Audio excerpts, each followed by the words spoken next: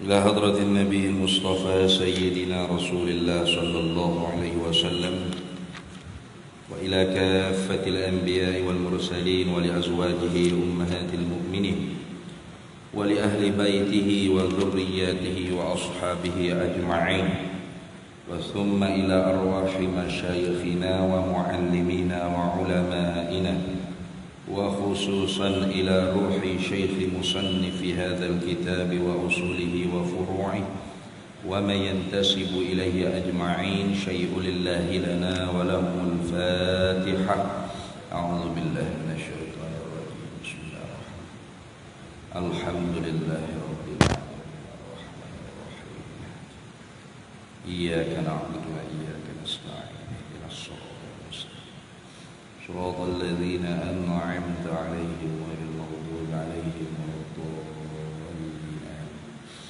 بسم الله الرحمن الرحيم. الحمد لله رب العالمين، والصلاة والسلام على سيدنا وحبيبنا وشفيعنا وزخرنا ومولانا محمد وعلى آله وصحبه أجمعين. سبحانك لا علم لنا إلا ما علمتنا إنك أنت العليم الحكيم، ولا حول ولا قوة إلا بالله العلي العظيم، ولا حول ولا قوة إلا بالله العلي العظيم. اللهم افتح علينا فتوح العارفين بك بالحكمة، وافتح علينا من لدنك علما، كما فتحت على سيدنا محمد صلى الله عليه وسلم بحق طه سيد الكونين وجد الحسنين أبي البطول والقاسم. ربنا افتح بيننا وبين قومنا بالحق وأنت خير الفاتحين. رب اشرح لي صدري ويسر لي أمري واحلل عقدة من لساني يفقه قولي.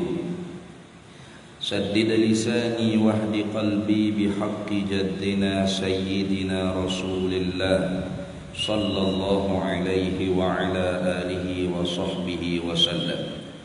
رب يسر ولا تعسر وتمم بالخير يا كريم. أما بعد، فقال الحافظ إمام ترمذي رحمه الله تعالى وقدس الله سره ونفعنا الله به وبعلومه في الدارين آمين يا رب العالمين.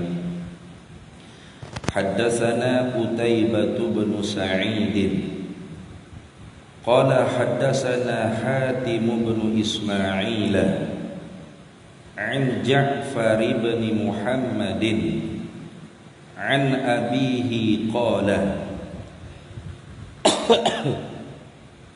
كان الحسن والحسين يتختمان في يسارهما. رواه أبو داود والترمذي وقال الترمذي حسن صحيح. Alhamdulillah, para hadirin sekalian, kita sambung lagi muzakarah kitab Syama'il Muhammadiyah karangan bagi Al-Imam Al-Hafiz Tirmizi rahimahullahu ta'ala. Kita masih lagi di dalam bab yang ke-13, Babu ma ja'a fi anna an-nabiyya sallallahu alaihi wasallam kana yatakhattamu fi yaminihi. Bab barang yang telah datanglah ia barang pada menyatakan bahawasanya Nabi kita Muhammad sallallahu alaihi wasallam adalah memakai cincin ia Nabi sallallahu alaihi wasallam pada tangan kanannya. Satu bab khas. Nah, sebelum ni bab cincin saja. Kemudian masuk menyatakan satu bab cincin yang dipakai oleh Nabi sallallahu alaihi wasallam tu pada tangan kanan. Baik. Pada hadis yang ke-102 kata dianya haddatsana, kata Imam Tirmizi mencerita akan kami Qutaibah bin Sa'idin oleh Qutaibah bin Sa'id. Qala, kata Qutaibah, haddatsana mencerita akan kami Hatim bin Ismail, oleh Hatim bin Ismail. Riwayat an Ja'far bin Muhammad, daripada Ja'far bin Muhammad. Ja'far sini ialah Ja'farus Shadiq, nah. Ja'farus Shadiq itu ciak Nabi kita Muhammad sallallahu alaihi wasallam. Nah. Baik. Ciak lah. Husain itu cucu. Ali Zainul Abidin tu cici. Muhammad bin al-Baqir tu ciak.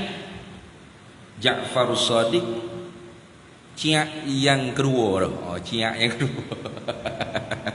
Nah, Ja'far As-Shadiq bin Muhammad al-Baqir bin Ali Zainal Abidin bin Husain bin Ali bin Abi Talib.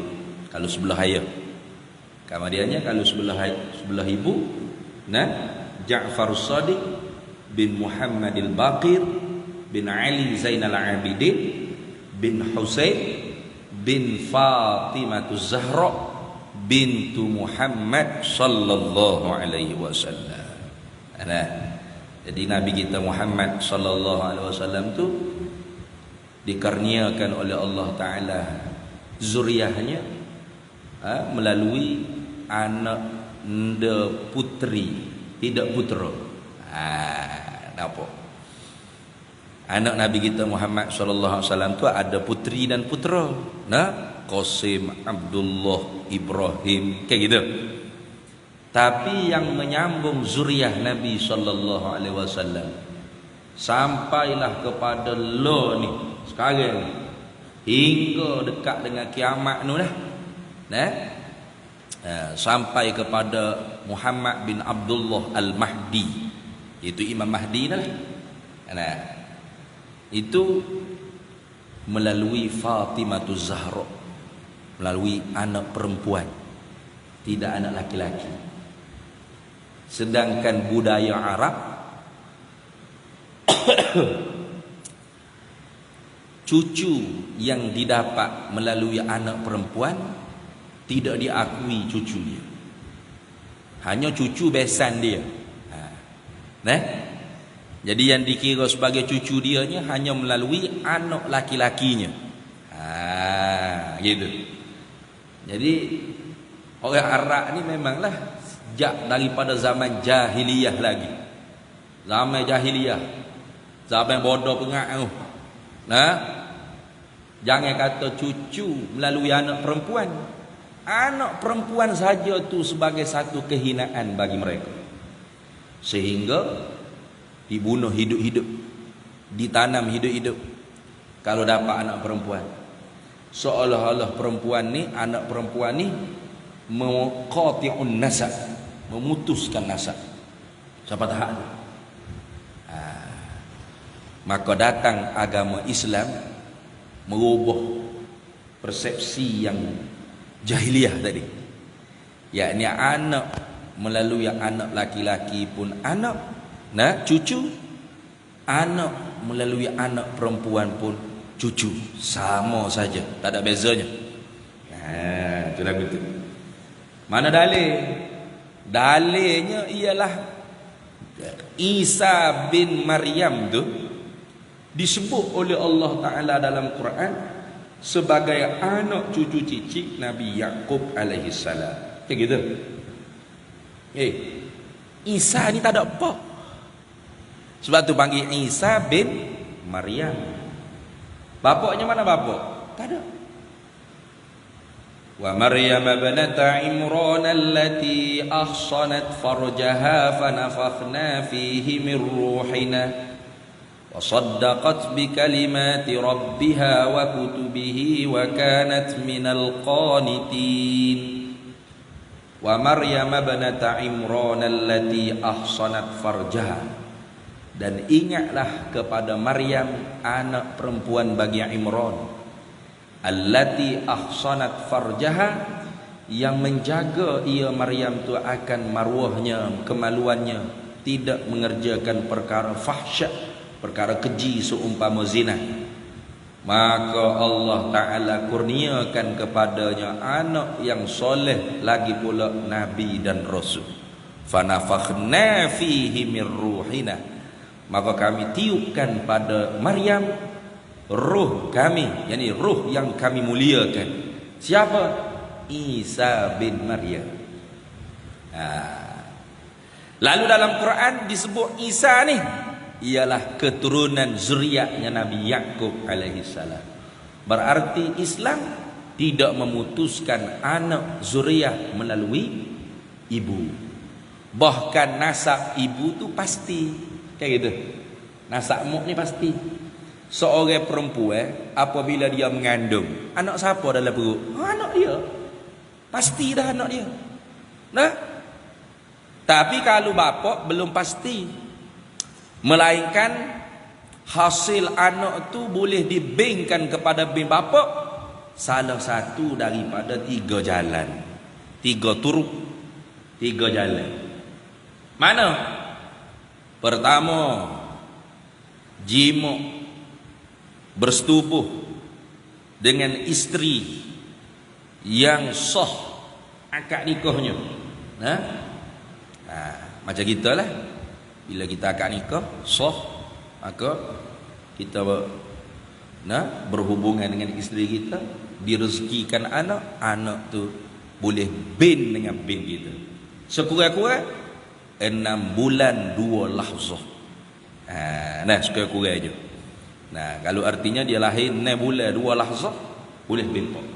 7 bulan, 8 bulan lagi lah, 9 bulan tak usah cakap lah. Kurang daripada 6 bulan, ini tak boleh bin pak juga. Maknanya ya perik dah sebelum daripada akad nikah. Ada. Itu satu. Yang kedua, jima hamba perempuan milik dia yang tiada suami baginya. Seperti Nabi kita Muhammad sallallahu alaihi wasallam, dia hadiah oleh Raja Mesir hamba nama Maryah Al-Qibtiyah, maka dapat anak melalui Maryah Al-Qibtiyah namanya Ibrahim bin Muhammad. Boleh lepak, boleh. Hak ni tak boleh dah kita. Pasal mana ada hamba? Ada hamba sekarang? Tak ada. Dalam Quran cerita hamba, dalam hadis cerita hamba, dalam kitab-kitab fiqh dicerita hukum hakam hamba. Dalam Quran ada aima malakat aima apa mimma malakat aimanuhum, kayak gitu. Dicerita tentang hamba. Tapi sistem perhambaan itu tak ada dah. Maka tak boleh kita tu, ayo kita perjuangkan sistem perhambaan. Kita kembalikan manusia menjadi hamba supaya kita boleh melaksanakan Al-Quran dan hadis Nabi sallallahu alaihi wasallam. Bangang tu. Tak boleh. Ini nak cerita bagaimana ulama kita tu memahami hukum Islam. Yang menghapus sistem perhambaan ini bukan orang Islam, orang kafir. Tapi ulama-ulama Islam setuju akad ibu jari. Alright. Dia tak macam ulama-ulama sekarang lah. Ada ulama-ulama Islam, alright, setuju. Padahal dalam Quran sebut tentang hamba, dalam hadis sebut tentang hamba, dalam kitab fiqh disebut tentang ahkam, hukum hakam tentang hamba.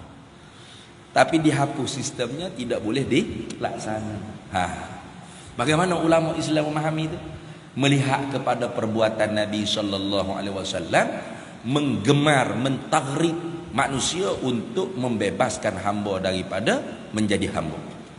Hatta seumpama Salman Al-Farisi, Nabi ikut sekali tanam pokok kurma kebun orang Yahudi untuk menebus kemerdekaan Salman Al-Farisi. Bermakna Nabi setuju manusia itu tidak diperhamba. Maka walaupun orang kafir yang menghapuskan sistem perhambaan, ulama kita kat ibu jari. Alright. Tu cerdas ulama dulu. Duk rasa kalau kita sekarang ni, mana boleh? Ini semua ni daiyah kafir semua ni. Kita kena kekalkan sistem hamba. Bagaimana kita nak laksana hukum dalam kitab-kitab syariat kita kalau hamba tidak ada? Nah, jadi kita tu kalau orang sekarang ni, ustaz-ustaz sekarang ni gitulah. Nah, tak boleh bunyi daripada kapir sikit kan? Tak boleh tiba. Jumu. Dan sampai dulu tu tok guru kita pun ada lagu tu. Tak boleh ni meja, kerusi ni kapir semua buat. Tapi kapal terbang naik tapi. Nah, kereta api pun naik. Nah, padahal kereta api tu Jepun buat, nah, British buat. Nah, tapi buat madrasah tak boleh ada meja kerusi. Ini semua ni Inggris punya kapir punya. Tak boleh. Tapi nak matang hak tu lama masa. Lama. Sama kita lah ni pun gitu juga. Nah. Kadang-kadang tu kita baik tak usah cakap pula, takut orang marah. Sebab al-jahilu a'da'ul alim. Orang bodoh tu memang senantiasa musuh bagi orang alim. Kalau orang alim cakap kan, yang mula awan lagu ni. Nah, awan. Nah, baik tak usah cakap, biar untuk ngajar bodoh gitu ikut dia lah. Cak aginya cerdik itu. Itu. Nah, sama. Muju dulunya ulama-ulama Islam tu cerdas. Bila si KP yang menghapuskan sistem perhambaan, maka ulama kita mesyuarat tengok bahak, oi, bagus ni, setuju. Nah, gitu. Nah, maka sekarang ni bibik-bibik ada kat rumah, kalau ada bibik lah, tu bukan hamba tu. Nah, tu orang merdeka, makan gaji yang kita kena bayar gaji bulan-bulan. Tak lewat amal lah tu. Nah. Baik. Yang ketiga, jimuk syubhat dipanggil. Waktu syubhat. Jimuk syubhat. Lagu mana ustaz jimuk syubhat? Ada beberapa syubhat. Syubhat ada 3 jenis. Kalau kita qawaidul fiqhiyah bahas, ada syubhat fa'il atau syubhatul bil fa'ili. Syubhat dengan si pembuat. Nah, mana kalau kita duk cerita semua lah, salah pakai kasut orang lain, duk ingat kasut dia. Beres. Beres. Duk ingat kasut dia. Nah, pulak kasut ustaz, kata jimuk. Peh-peh lah tu.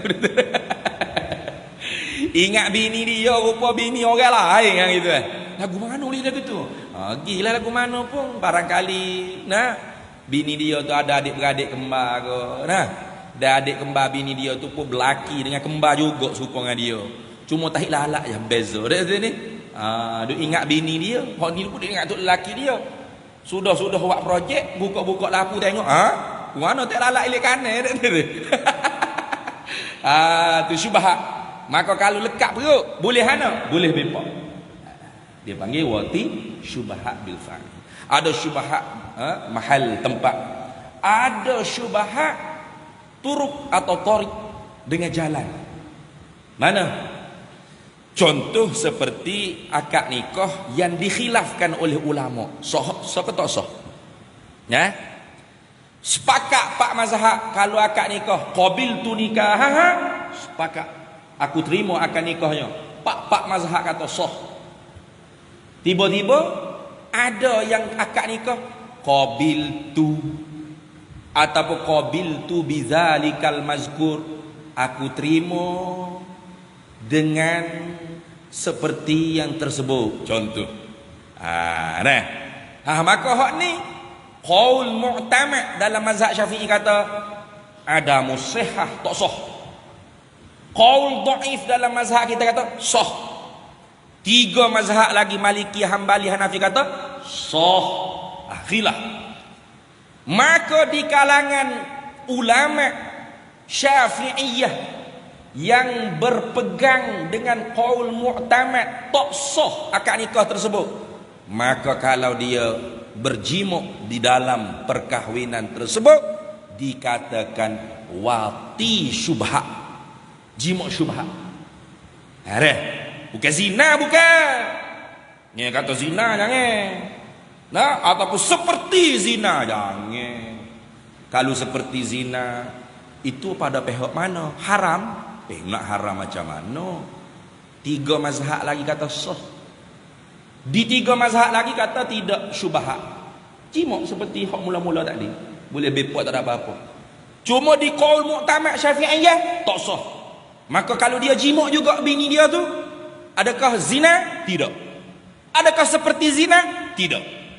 Lepas tu wati syubhat, dia panggil jima' syubhat.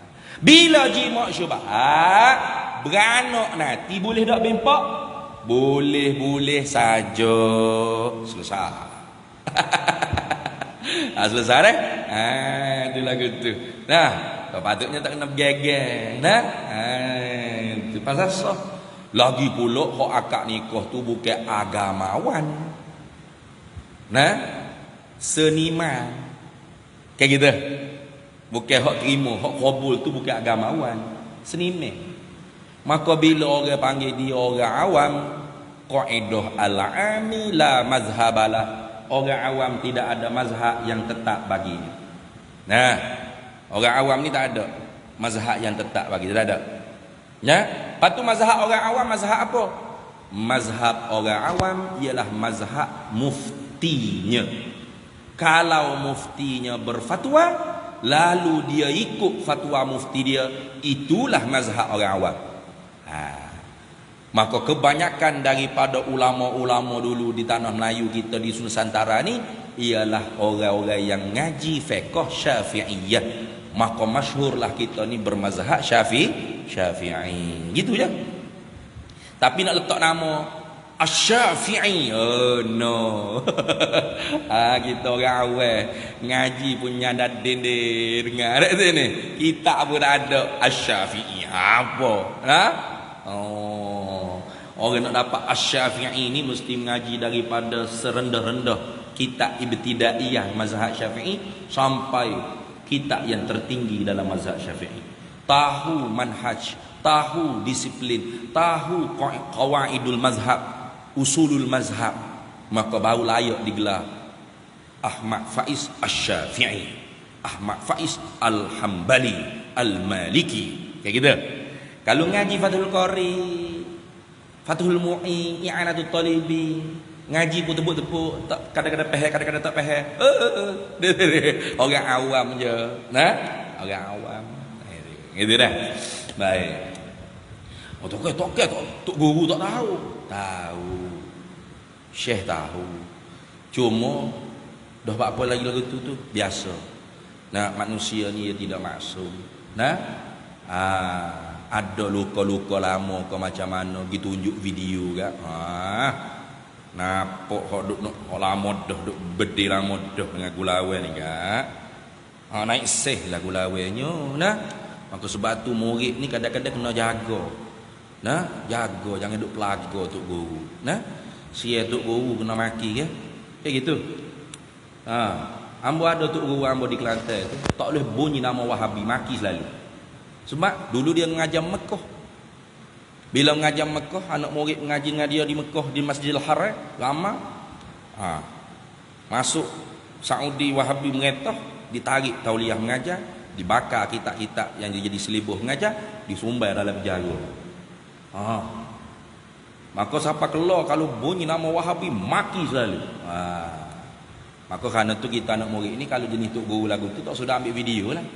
Sengaja dah kata dia ni nak buh le Facebook. Dia ambil video tok guru. Wahabi ni gapo? Wahabi nak babi. Sudah. Kita pun ambil. Patu buh muzik sikit. Buh le Facebook. Orang awal tahu ke apa? Nah. Orang awal maki jelah. Tok guru menanti apa gini kacak huduh apa. Nah ke? Salah apa? Kita murid. Cuba kalau kita tanya tu tak tunjuk video ke apa dah ni. Tanya tu Syekh, saya nak tanya hukum sikit. Apa hukum kalau orang yang jawab nikah qabul nikah tu jawab aku terima nikah, aku terima, aku terima. Qabil tu bizalikal mazkur, aku terima dengan seperti yang tersebut. Apa hukum? Mesti Syekh tidak akan emosi. Pasal dia tak tahu apa. Kayak gitu. Tapi kalau dia tunjuk video kan, Syekh aku tengok, ada sudahlah. Maka kita berhentilah. Jangan duk kata apa tu katanya aling ni dah. Ilmu emosi. Tak nak siapa. Ambo apa kalau orang ngange ni. Nampak ya sebab besar atas kepala ni. Jangan cuit setan. Setan ada belakang dengan kita masing-masing. Itu lagu tu. Habis itu. Jadi orang panggil apa? Jima' syubhat juga tu. Jadi kalau kita berpegang dengan qaul mu'tamad Syafi'iyah, tak sah akad nikah tu. Maka orang tu kita kata bila dia jima' isteri dia bukan zina, bukan seperti zina, tetapi jima' syubhat. Artinya kalau dapat anak boleh beng dengan bapa, boleh, tak ada masalah. Tapi kalau 3 mazhab lagi sah, tak ada syubhat apa-apa. Gitu dah. Bapa ulama Syafi'iyah yang kata tak sah akad nikah tu, dia tak kata zina, dia tak kata orang panggil seperti zina, kerana ra'i khilaf. Itu ra'i khilaf. Itu. Baik, habis itu. Maka Nabi kita Muhammad sallallahu alaihi wasallam dikurniakan Allah Taala melalui Fatimah Zahra turun zuriatnya. Tengok. Nah. Baik. Ini memecah tradisi Arab. Nah. Memecah tradisi Arab. Orang Arab tu anak laki-laki, anak bagi anak laki-lakinya baru cucu. Nabi tak. Nabi tak. Hasan dan Husain ini Nabi kata fa-ana abuhuma. Akulah bapak bagi keduanya. Oi. Nah. Apa tu? Nak rakyat kata Nabi dengan cucu dia ni seperti ayah dengan anak. Rapat tak rapat hubungnya. Maka sebab tu setengah daripada tafsir Al-Quran ayat maka Muhammadun aba ahadim mir rijalikum walakin Rasulullah wa khataman nabiyyin. Maka Muhammadun aba ahadim mir rijalikum, tidaklah Nabi Muhammad tu ialah bapak bagi laki-laki di kalangan kamu. Ya? Pasal mana ada anak laki-lakinya yang menurunkan zuriatnya? Tak ada. Hanya Fatimah Zahra. Kenapa? Ini. Memanglah kunyah Nabi itu Abul Qasim, bapak bagi Qasim. Tapi Allah Ta'ala kata tidaklah Rasulullah itu aba ahadim mir rijalikum, bapak bagi laki-laki di kalangan kamu. Yang apa maksud? Yakni Rasulullah itu tidaklah orang panggil keturunan yang turun daripada Rasulullah itu direct daripada laki-laki Rasulullah. Tak ada gitu. Tidak.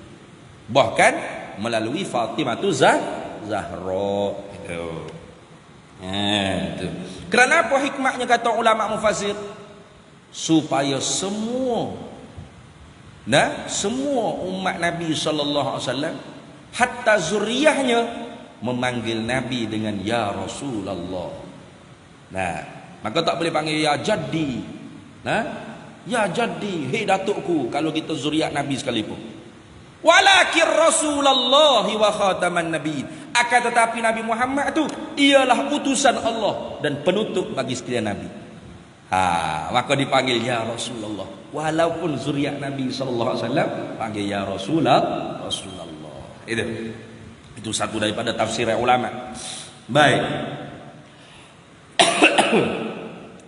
Kata Qutaibah haddatsana mencerita akan kami Hatim bin Ismail oleh Hatim bin Ismail an Ja'far bin Muhammadin, diriwayatkan daripada Ja'far ni Ja'far Shadiq bin Muhammadil Baqir, anak laki-laki bagi Muhammad Baqir. Ja'far ni melalui ibu dia bertemu kepada Abu Bakar As-Siddiq radhiyallahu taala. Dia cucu cicit kepada Abu Bakar, ciak kepada Nabi Muhammad sallallahu alaihi wasallam. Itu. An abihi, daripada bapaknya, bapak Ja'far As-Shadiq. Siapa? Muhammad Al-Baqir. Muhammad Al-Baqir ini kenapa dilaqabkan bil Baqir? Bakrul ilmi. Apa bakrul ilmi? Kathirul ilmi, karena banyak ilmu dia. Muhammad Al-Baqir. Muhammad Al-Baqir ni anak kepada Ali Zainul Abidin. Ali yang digelarkan Zainul Abidin, perhiasan orang-orang yang berbuat amal ibadah. Namanya Ali dia, bukan Zainul Abidin. Zainul Abidin itu gelaran dia. Kerana apa? Karena Ali Zainul Abidin ni, apabila dia nak keluar pergi kepada masyarakat, kagapo dia akan pakai baju biasa-biasa, baju buruk. Tapi bila dia nak beribadat, nak mengajar, pasti pakaian dia yang dia pakai pakaian yang paling mahal. Ratus dinar. Kalau nak jumpa dengan menteri ke dengan siapa, pakai baju pagoda begitu. Kalau ibarat kita kat gitulah. Pakai baju pagoda kain pelekak pun sengit biasa ada ni. Tapi kalau nak semaya, nak ibadah, nak baca Quran, nak mengajar, oh handsome, segok selalu, kuk necktie selalu. Kalau kita kat bahasa kita sekarang ni gitu. Kayak kita balik. Kalau nak semaya, pagoda koyok atas belakang. Sawo, petik sawo pula tu ni. Kuning.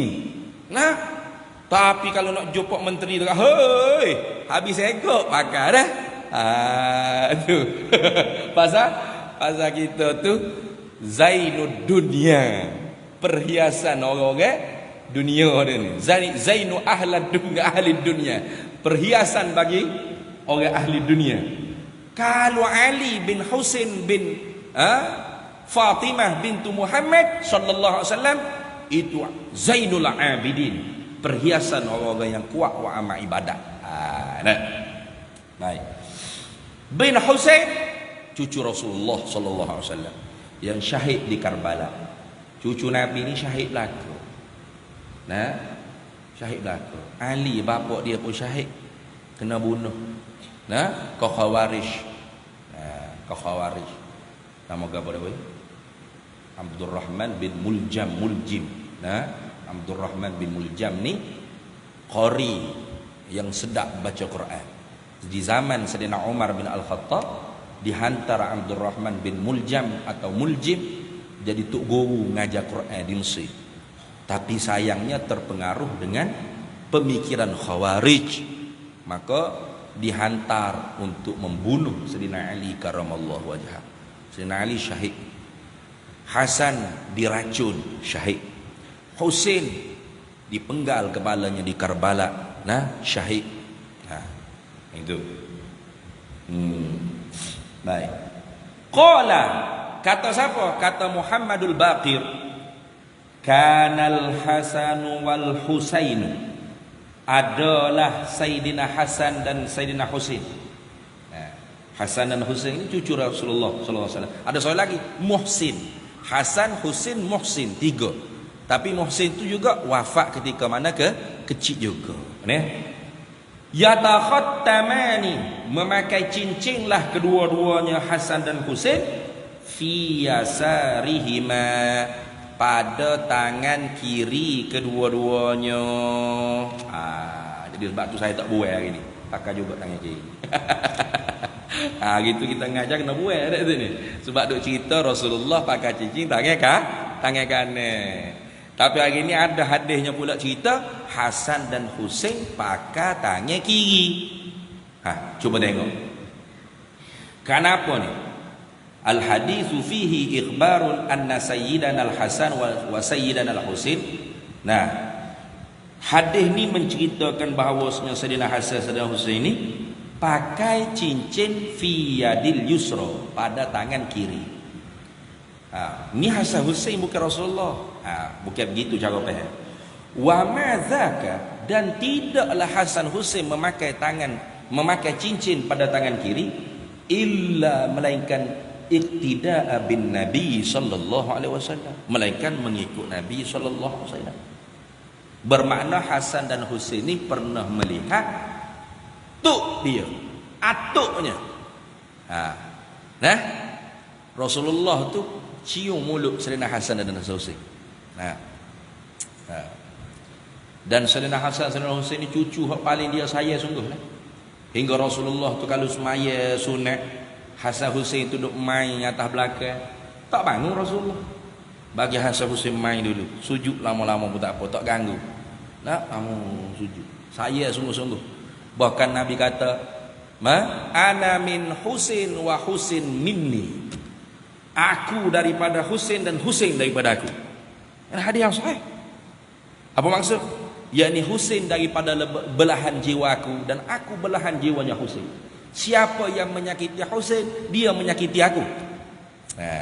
Nah, maka sebab tu bala Allah Taala bagi kepada mereka pembunuh Sayyidina Husain sampai sekarang bila tiba Muharram, anak cucu cicit cak mereka akan mengumpulkan darah mereka, anak cucu cicit lepak ada ni di Karbala, di Iran tu.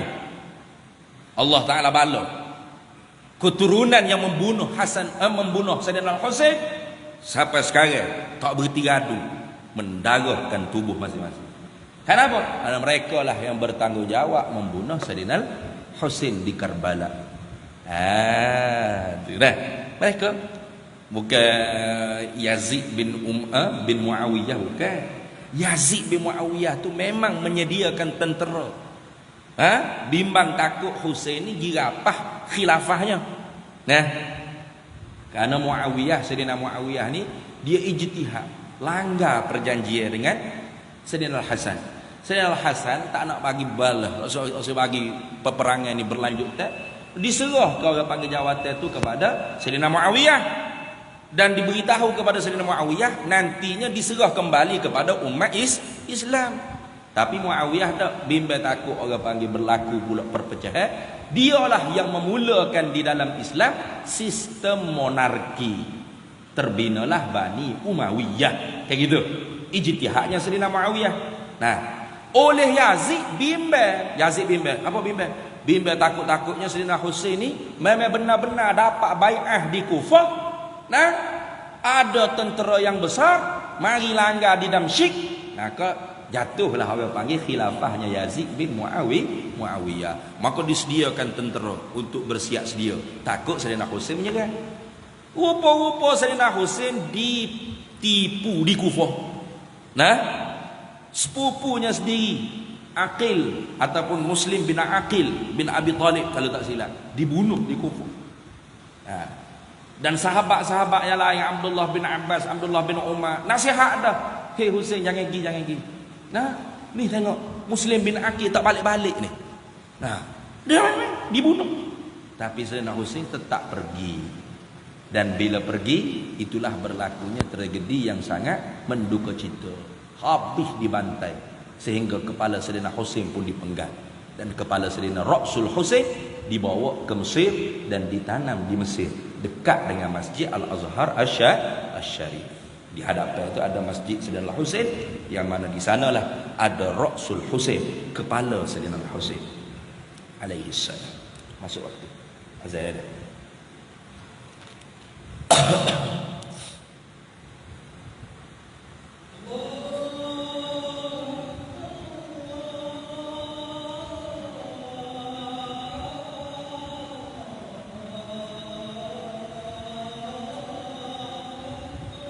Allahu Akbar.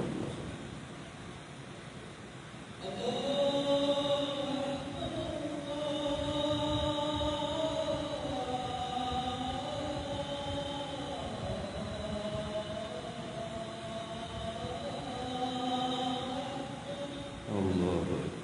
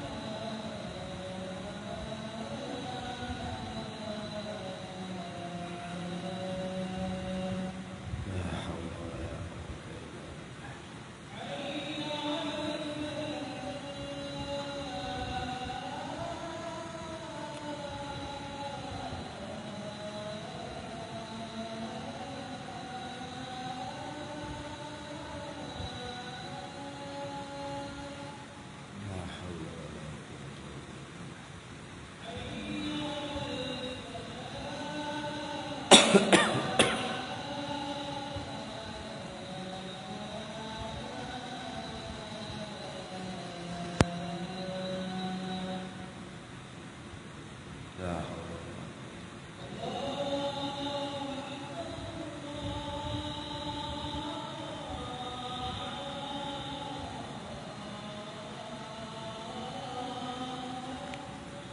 Allahu Akbar, Allahu Akbar.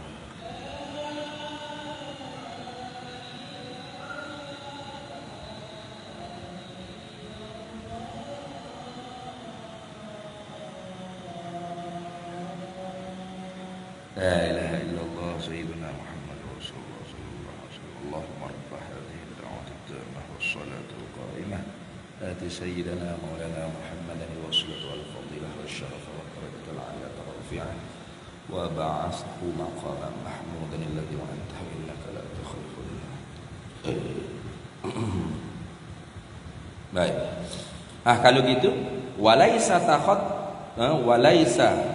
at-takhattumu fil yadil yusra mukhalafatan li sunnati, bukan?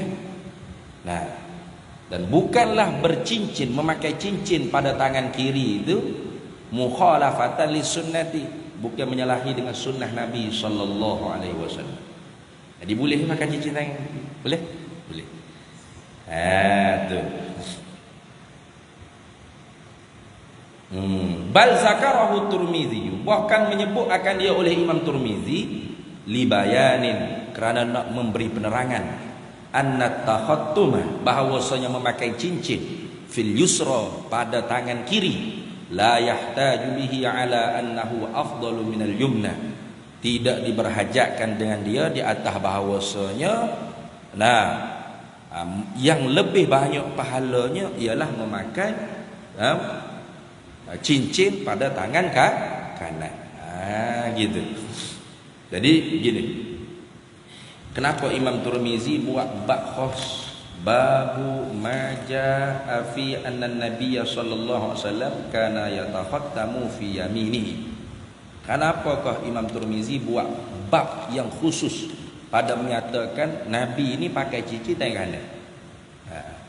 Hanya untuk menyatakan afdal pakai cincin tangan kanan.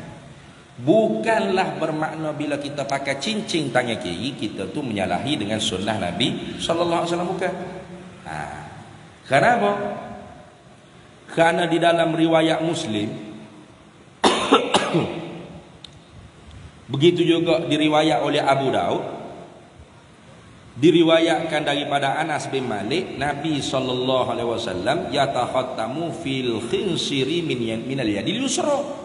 Nabi pakai cincin pada jari kelingking di tangan kiri. Ini rawahu Muslim. Wa kadzalika warada an Ibnu Umar, seperti itu jugalah yang diriwayatkan daripada hadis Ibnu Umar, Abdullah bin Umar, yang diriwayatkan oleh Abu Daud dalam Sunan Abi Daud. Kayak gitu. Jadi ada hadis-hadis yang lain cerita bahawasanya Nabi sallallahu alaihi wasallam memakai cincin pada jari kelingking tangan kiri di dalam riwayat Muslim dan riwayat Abu Daud. Tu. Lepas tu Imam Tirmizi buat tajuk Nabi pakai cincin tangan kanan. Adakah nak mengatakan bahawasanya tak boleh pakai tangan kiri? Bukan. Jangan itu. Hanya semata-mata nak cerita afdal saja. Nah, jadi kalau kita nak dapat dua sunnah, beli saja cincin tangan kanan, beli saja cincin tangan kiri. Selesai masalah. Itulah gitu dah. Habis itu. Habis. Jadi bak cincin pun kita mau nah ustaz. Lo ni Palestin duk kena perang duk cara pak cincin. Ini tanggungjawab kita sebelum kita pula perang. Gitu. Apa? Mengambil berat tentang Nabi sallallahu alaihi wasallam. Bila ambil berat tentang Nabi, kena ambil berat juga tentang umat Nabi. Kerana Nabi kata man lam yahtamma bi amril muslimina falaisa minhum. Siapa yang tak ambil berat tentang urusan umat Islam, maka dia bukan daripada mereka, itu orang Islam, bukan. Ya, tentang Palestin kita kena ambil berat. Ambil berat lah ke mana? Tak ada arah, kena berdoa lah kita. Moga kita tak mampu. Jangan kita hak Arab duk keliling tu Arab belaka tu tak mampu. Ya, dari tu ni juruh warung. Kalau bekir pun acah-acah nah. Acah-acah pendekar tai kucing yang panggil dia tu ni. Acah-acah. Nah, dak ni. Pok kita lagi lah jauh. Maka satu doa silahul mukminin. Doa tu ialah senjata orang mukmin. Doa. Jangan tinggal doa untuk saudara kita di Palestin, jangan. Itulah terakhir. Nah. Ada pun nak derma, tu kena siasat dululah. Takut kayanya orang lain. Sebab dengar kabar dalam Facebook itu, juta-juta dapat kutip pek ni. 100 juta lebih. Tapi hak hatagi ke Palestin tu tak tahulah siapa kedak. Nah, hak siapa tu ni 7 juta ke berapa ni? 70 juta ke berapa ni? Lebih lagi 30 juta lebih tu hore. Untuk pengurusan tu kalunya siapa lah. Lah ni pun tak tahu lagi ni. Boleh buka dak. Nah, Rafah. Napa? Sepada untuk hantar bantuan tu ni. Itu mari kata boleh, hari ni kata tak boleh nak buka lagi, macam-macam. Maka kita tu jangan tinggal doa. Doa kepada saudara kita di Palestin. Supaya bila nanti di pada mahsyar kita jumpa dengan Nabi, ya Rasulullah, isfa'li ya Rasulullah, syafaat aku ya Rasulullah. Dia kata, betul ni orang ni umat aku ni. Ada tanda dia Islam ni. Bimbang takutnya, ya Rasulullah, syafaat aku ya Rasulullah. Oh iya mu, sudah. Nampak macam kafir dia tak sudahlah. Dak ya Allah, saya Islam. Ni tok nenek saya jadi hantu lagi Islam. Nah, tok okey saya kafir dah. Tak ada nampak Islam awak ni. Nah, sudah.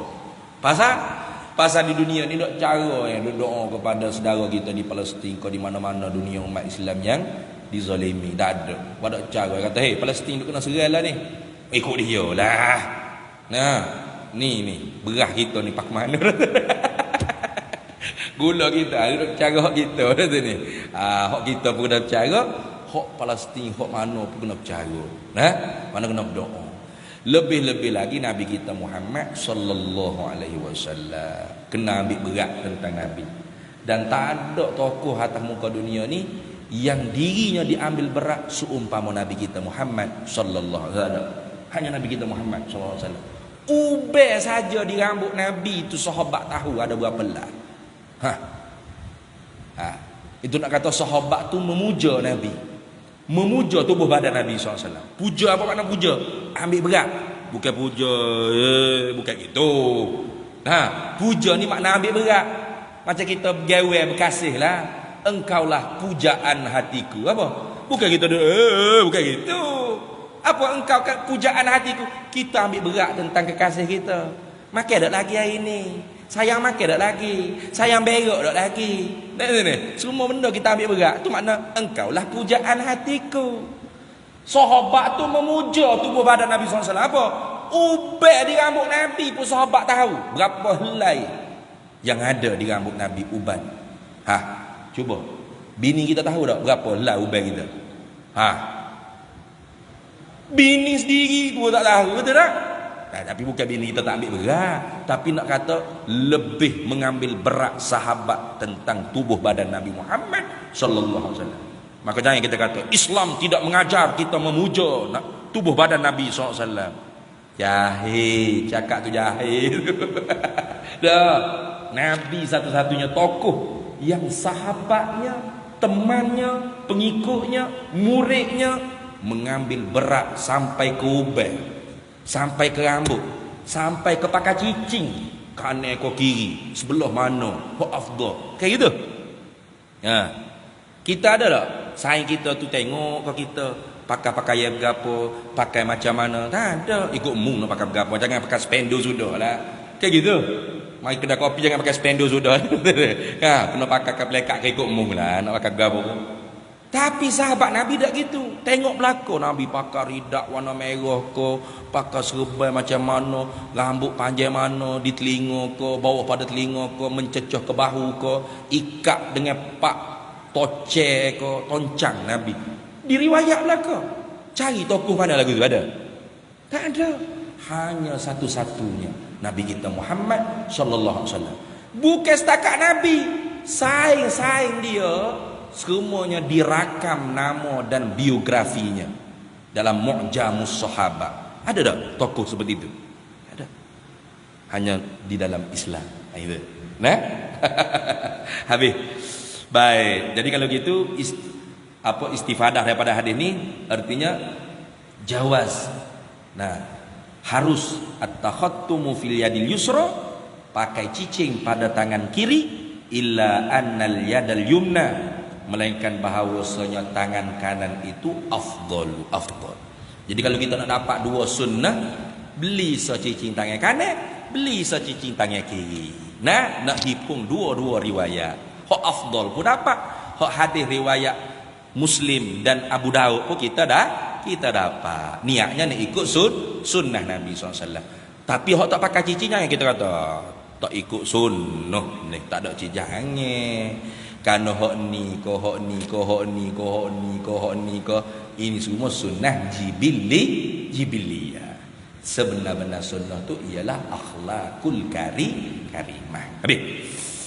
Baik, kita sambung semula pula. Haddatsana Abdullah bin Abdurrahman qala haddatsana Muhammad bin Isa wa huwa bin Tabba'i qala haddatsana Abbad bin Awwami wallahu a'lam wa ilmuhu atam. Bismillahirrahmanirrahim. Allahumma inna nas'aluka min khairi ajilihi wa ajilihi ma 'alimtu minhu wa ma lam na'lam, wa nas'aluka al-jannata wa ma yuqarribu ilayha min qawlin wa 'amalin wa niyyatin wa i'tiqad, wa na'udzu bika minan nar wa ma yuqarribu ilayha min qawlin wa 'amalin wa niyyatin wa i'tiqad, wa nas'aluka min khairi ma salaka 'abduka rasuluka nabiyyuka Muhammadun sallallahu alaihi wasallam. Allahumma faqihna ilma syari'ati wal ma'rifati wat tariqati wal haqiqah wasta'malna biha bihaqqi sayyidina Muhammadin sallallahu alaihi wasallam. Rabbi fanfa'na bi barakatihim wahdinal husna bi hurmatihim wa amitna fi tariqatihim wa mu'afatin minal fitani. Wa sallallahu sallam ala sayyidina Muhammad wa ala alihi wa sahbihi wasallam. Walhamdulillahi rabbil alamin.